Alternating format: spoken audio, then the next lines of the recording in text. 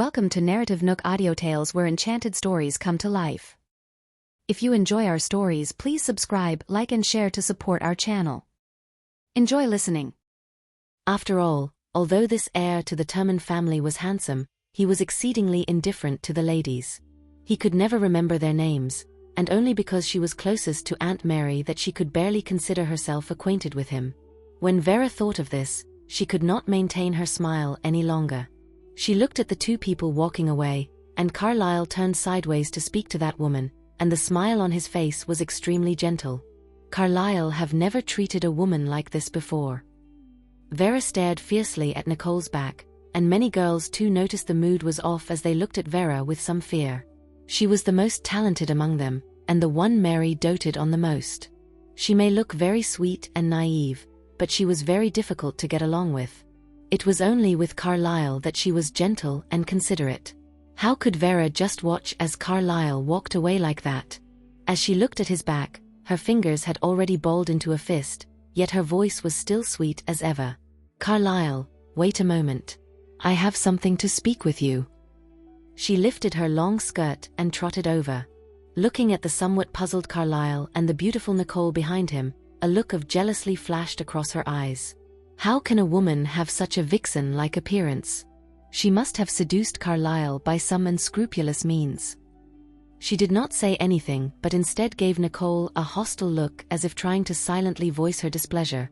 Nicole looked at her unfriendly face and gently raised her eyebrow as she said, "Carl, go ahead and talk.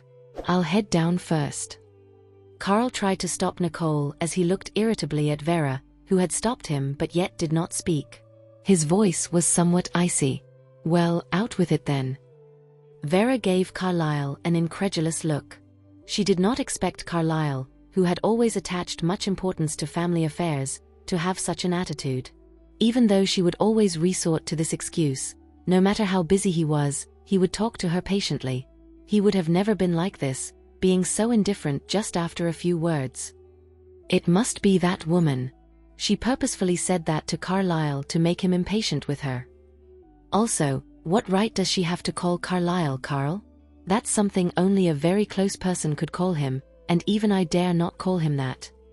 Thinking of this, Vera's eyes reddened a little, but looking at Carlyle's face, she dared not say much else but instead quickly asked, "Carlyle, will you be attending the Mobile Armor Tournament this time?" The Mobile Armor Tournament was a yearly competition held by the Turman family to select a prodigy of mechanical engineering.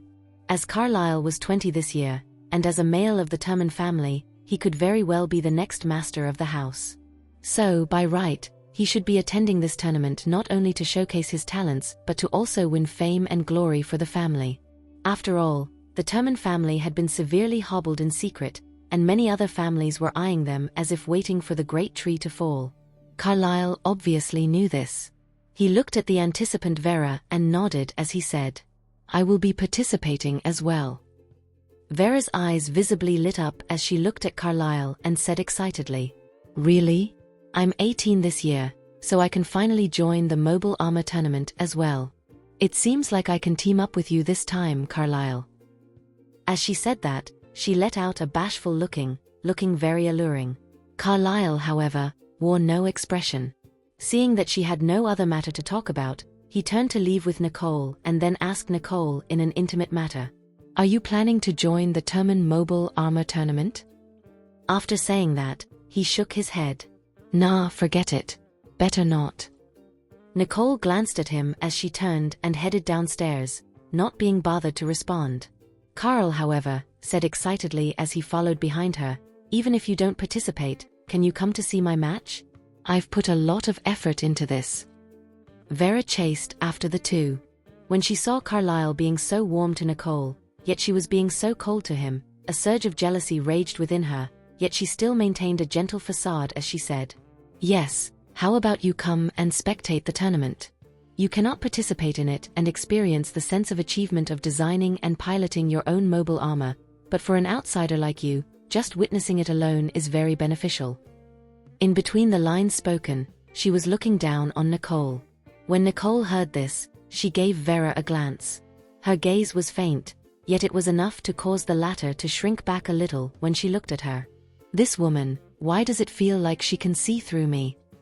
Even so, Vera still had a haughty air about her as she looked at Nicole with faint disdain in her eyes. It was only her that thought that she had hid her disdain well enough that no one could detect it. Carl gave Vera a glance as he frowned a little, seemingly wanting to say something. Yet, Nicole calmly responded, "I will attend the tournament." She also wanted to know if Carl's family had managed to produce a new generation of talent over the past few years. Carl was immediately drawn by her words. He excitedly pulled Nicole ahead as he kept asking, "Are you really attending, Nicole? That's the way. You know, I've made ample preparations for this. Although I have no idea if I can win the championship, I should have no problem getting into the top 3. As he said that, he raised his chest proudly. Seeing that he seemed to be satisfied if he could get into the top 3, a helpless smile appeared in Nicole's eyes. Carl was still the same as he was back then. When the two of them were in a team, he always felt that good enough was enough. If it were not for her dragging him to train, he would have just relaxed his day away and done nothing. And he was still the same now. When Carl saw her looking at him like that, he seemingly recalled something as his eyes gleamed. He knew how powerful Nicole was, and for him to show off like this before her, wasn't it a little ridiculous? Just as he wanted to say something, Nicole patted him on the shoulder and said gently, "You are a talented man, Carl. Don't waste it." As she said that, she walked down and did not see Carl's rather stunning look. He clenched his fist as he looked at Nicole's back, his eyes determined. "I will definitely take the championship." Vera chased after the two, and when she saw Carl standing there, she sheepishly walked over as she said gently to Carl, "Carlisle, let's not talk to that girl anymore. I don't think she knows anything about mobile armors. Being with her just pulls down your status." The way she put it was most affectionate. She was the most talented of her generation and by right deserved to stand beside Carlisle. And what woman is nothing? So what if she got the favor of the master of the house? She cannot help Carlisle in terms of his career or other matters. For him to get her to resolve the crisis the Turman family is facing, the master must be crazy. Thinking of this, Vera raised her head proudly as she waited for Carl's affirmation. Yet, Carl straight up ignored her as he only gave her a cold, mocking glance before chasing after Nicole and walking out with the latter. Vera could only watch as Carl left just like that. She grasped the arm of one of the girls firmly, causing the latter to scream out in pain. Vera then glanced at her and gave an insincere apology. "Sorry." She may be saying that, but as she looked at the two departing figures, a veil of menace appeared over her sweet-looking face. "This woman. She dares to seduce my Carlisle. I'll make her pay for that." Nicole did not know what Vera was thinking as she slowly made her way downstairs.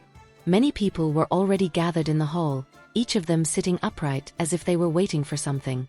Elijah was still squinting lazily as usual. Yet, Nicole could sense that he was also a little nervous about what was about to happen. His entire person was unprecedentedly tensed. Seeing this, Nicole frowned a little. Who exactly is making Elijah so tensed? The two walked over to the dining table, and Elijah looked up to see his son and Nicole walking over, a smile appearing on his face. "You're here." Nicole nodded. She then naturally sat beside Elijah amidst everyone's gaze, her composure calm as ever. Elijah looked at her and was very satisfied.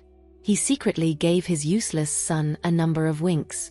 Unfortunately, perhaps because he was squinting, or Carl could not be bothered to pay any attention to him, he got no response.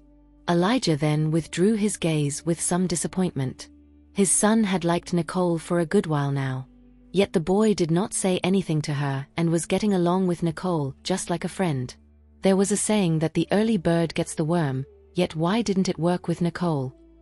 Elijah sighed for a while, and as he thought of the person he was about to face, a grim look appeared in his eyes. To shift his attention away, he turned and started chatting with Nicole, only for Carl to hear him ask, "Nicole, what sort of man do you like? What do you think of Carl?" Carl immediately froze as he did not even have the courage to look at Nicole. His gaze simply wandered between the food on the table. He felt like strangling his father, yet he was anticipating within as well. Elijah's voice was not soft, and everyone heard his question as they looked over in surprise. What does the master mean? Does he mean to make this girl the future matriarch of the Terman family? Carl was very likely the next head of the Terman family. With Elijah's attitude, is he giving up the various aristocratic ladies waiting for Carlisle's hand in Macrunia and letting him marry this nobody of a Hustruabergian woman? Everyone's faces changed when they thought of it. Mary looked at her eldest brother in surprise. However, the shock on her face quickly disappeared. She was soon gloating. Without the help of a powerful wife, Carlisle would not be able to hold his position even if he became the head of the family. There was a glimmer of light in her eyes as she and Simon looked at each other. Eber frowned and looked at his eldest brother in disapproval. He had a lot of respect for Nicole after she displayed her abilities yesterday, but she was still not qualified to be a wife in the Terman family. Vera, who was next to Mary, took a deep breath when she heard Elijah's words. Her eyes filled with undisguised hatred. She tried to control her emotions, but she failed. Before Nicole could speak, Vera stood up, looked at Elijah in disbelief, and said, "My leader, you've said that you wouldn't interfere with Carlisle's choice." Elijah frowned when he heard what Vera had said. He then glanced at the charming girl and turned to Mary. "Mary, control your people." Mary was taken aback by Vera's actions.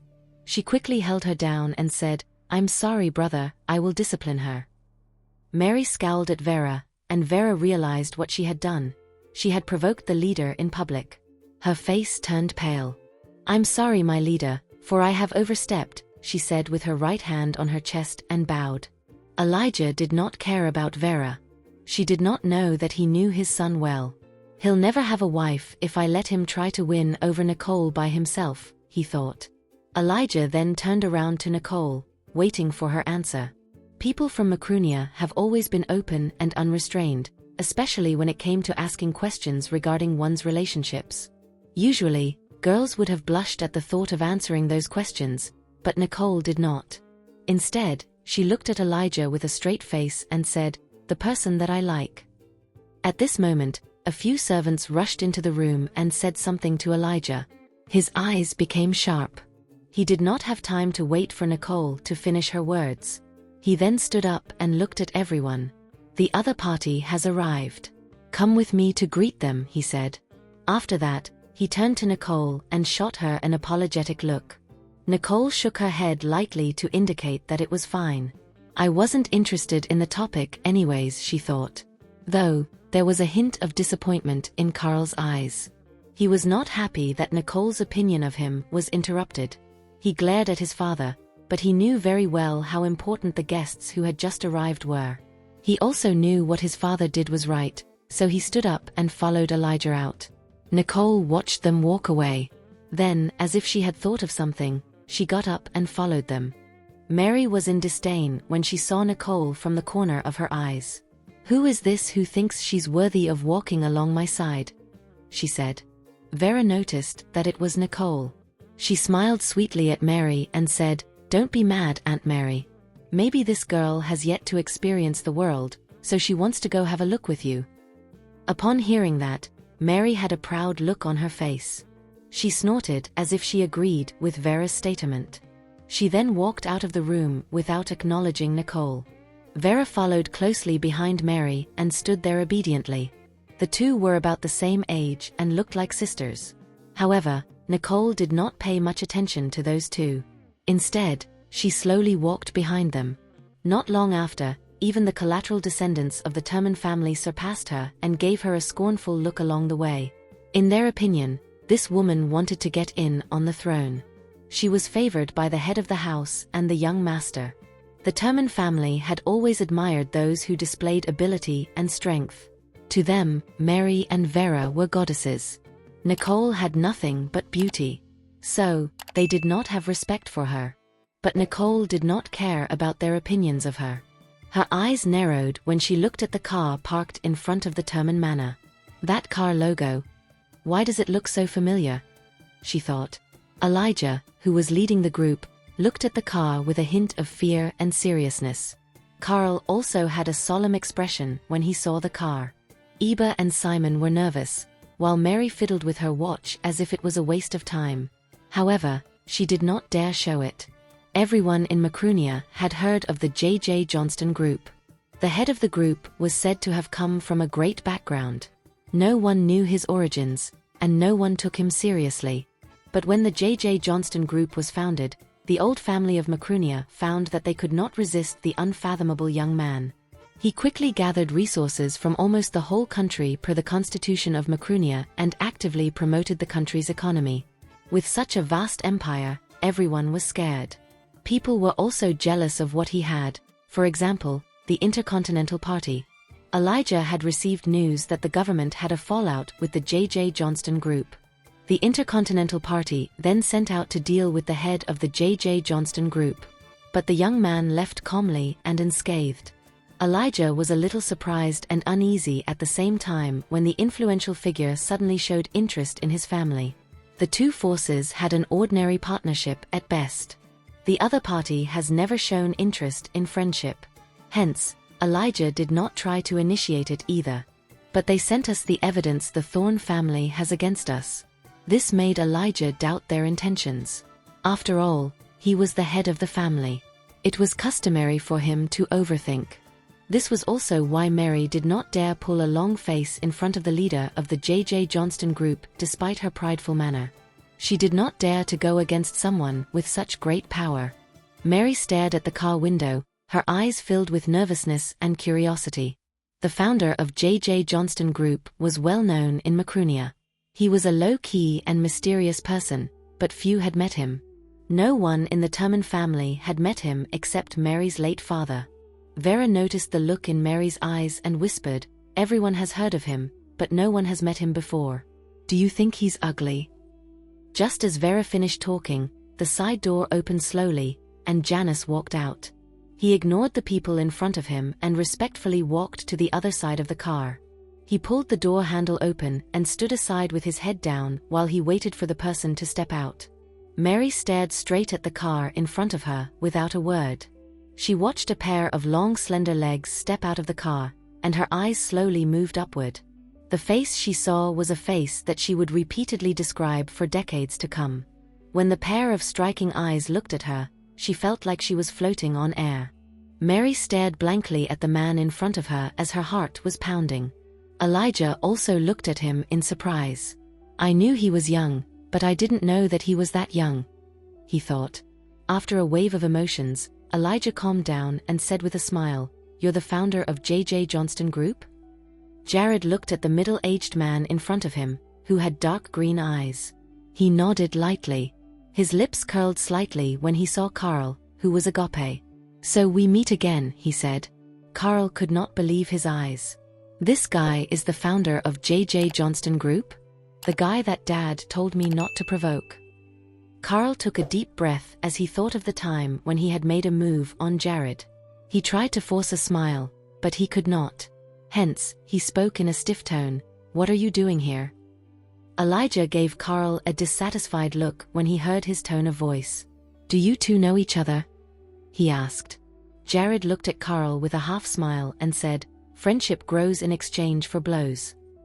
Elijah looked at Jared and then turned to Carl upon hearing this. "What on earth is the meaning of this?" he thought. Janice, who was behind Jared, recognized that Carl was the one who helped them last night. He looked at Carl calmly and thought, "So Jared actually knows the Turman family.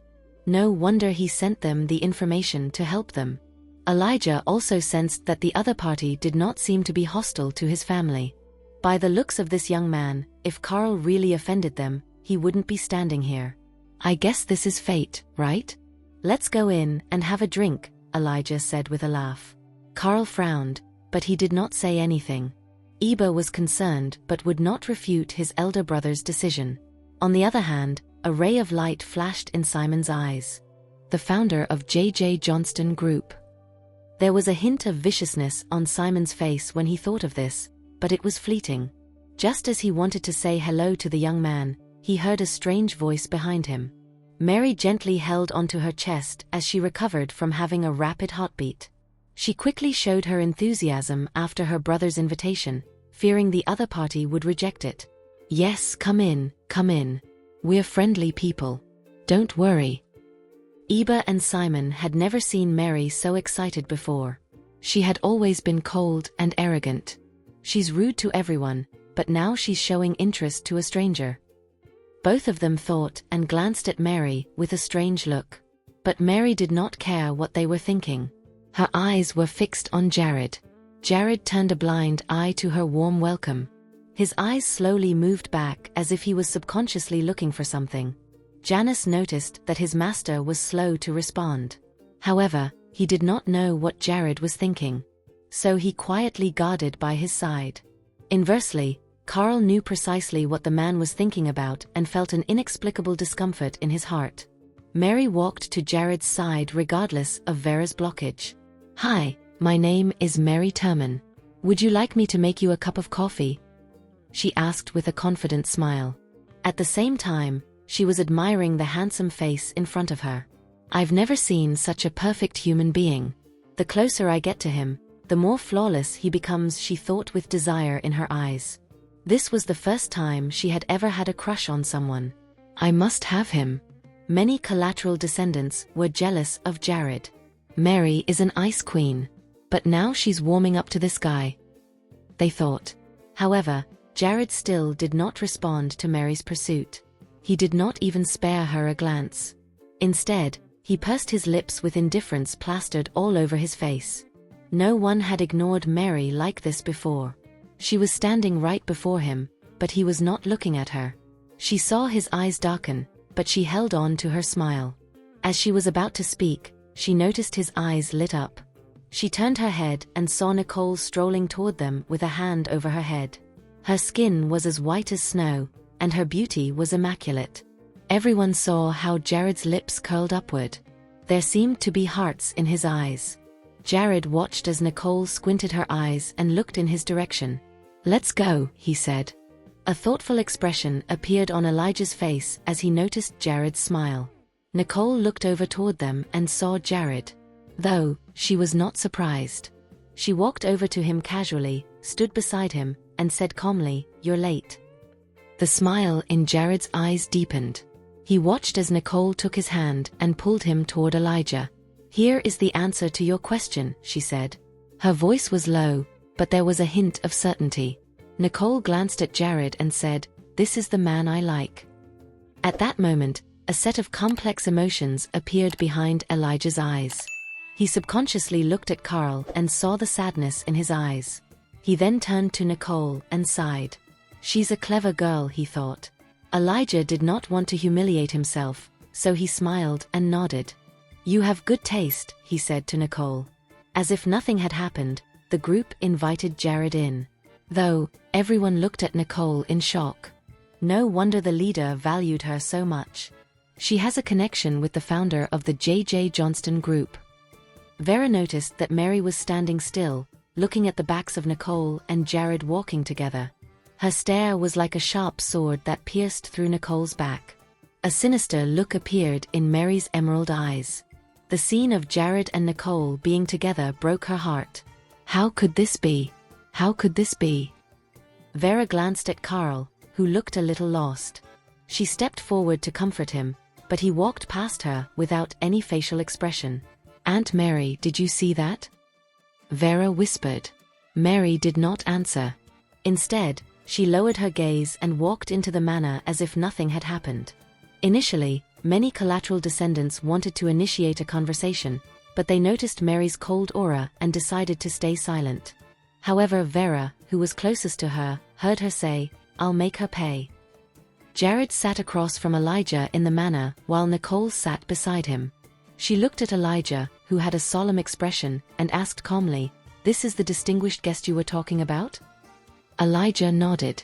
At the same time, Carl, who sat beside him, lowered his head, which made people wonder what was going on in his mind. Jared looked at Nicole and put her hands over her shoulders while he played with her hair.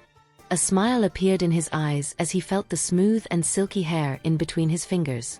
Janice, who stood at the side, was stunned when he looked at the scene in front of him. I've never seen him so relaxed. So happy, he thought. His master had always been elegant and unpredictable. Jared had never been so comfortable in front of people. Who in the world is this girl? At this thought, Janus lowered his head and did not dare to continue looking. Meanwhile, the Terman family sat across the two and gaped at the two. For some reason, they felt like they were intruding. Why are they acting like we're not here? They wondered. Nicole glanced at Jared. Did you already know about the Thorne family and the Intercontinental Party joining forces to bring down the Terman family? She asked resignedly. Many from the Terman family were stunned to hear Nicole's words. They widened their eyes and stared at her incredulously. How could the Thorne family and the government possibly bring harm to us? What is Nicole talking about? They wondered. Simon's eyes flashed with slight panic. He seemed like he did not expect Nicole to say such a thing. While Elijah did not doubt Nicole's words, Eba asked hesitantly, "How's that possible? The Intercontinental Party is also a victim in this incident." Eber's pupils constricted in shock as he spoke. "We're getting blamed for being unable to provide the Intercontinental Party equipment. They think we're providing weapons to the enemies, so they're attempting to accuse us of treason. They refuse to back down no matter what we say, which is precisely why we're scrambling to find a way to replicate the mobile armor. Nicole warned me not to tell anyone beforehand about her finding the Thorne family, so why is she suddenly saying such a thing now?" Eba wondered. Mary also looked at Nicole.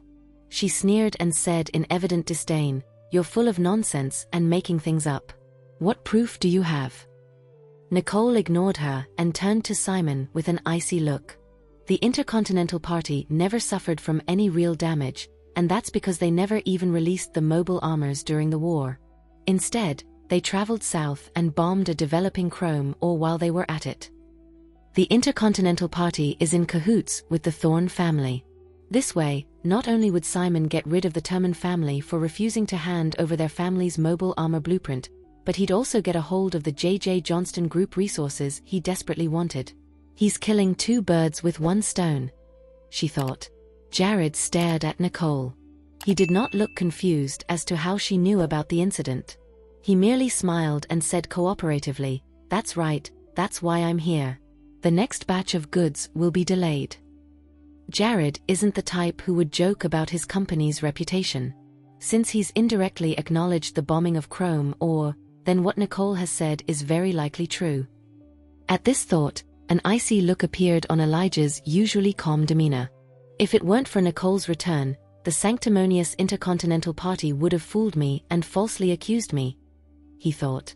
Meanwhile, Mary's expression changed slightly. She stared at Jared, who was sitting beside Nicole. He was unbelievably focused on her. His gaze never left her ever since she appeared. Did Nicole cast a spell on Jared to make him fall so madly in love with her? She thought. Mary clenched her fist at the thought of how Nicole effortlessly resolved the things she said. At this point, she was no longer thinking about her family's survival but about how to deal with Nicole. Nicole gazed at Elijah and said calmly, "I saw yesterday. The Intercontinental Party must have sent him to handle the matter, so we need to prepare ourselves beforehand." Elijah nodded. He fully trusted Nicole. "In your opinion, what should we do?" he asked without missing a beat. Carl lifted his head and met both Nicole and Jared's gaze. "Work with me." "Work with him." Eba widened his mouth in disbelief after hearing their suggestion. Then, he glanced at Elijah doubtfully. The J.J. Johnston Group should be able to overcome this challenge, so why do they want to collaborate with us? What's in it for them? Nobody would do something that doesn't bring them benefit, Eba thought as he stared at Nicole. Meanwhile, Elijah stared at Nicole. He understood why the J.J. Johnston Group was helping him. He was silent for a few moments before nodding in agreement. "Sure, let's do it. What do we need to do?" Nicole turned to Jared. She seemed to be silently questioning him as well. However, Jared looked back at her and chuckled. "Will you be leaving this place?" he asked. Nicole immediately shook her head without hesitation. Jared was not surprised at Nicole's response. He turned to Elijah with a smile before knocking on the table gently. It sounded unusually loud and clear. "I'll think of a way to gather the needed materials within a week. There are only two things that you need to do. Number 1, do your best and upgrade the mobile armor. Use the least amount of time to develop a mobile armor that can be used on the battlefield, has double the combat power, and can be mass-produced. Number 2. He turned to look at Nicole with a gleam in his eyes. I want to stay in the room next to hers. Everyone stared at them speechlessly. The first request sounded incredibly difficult.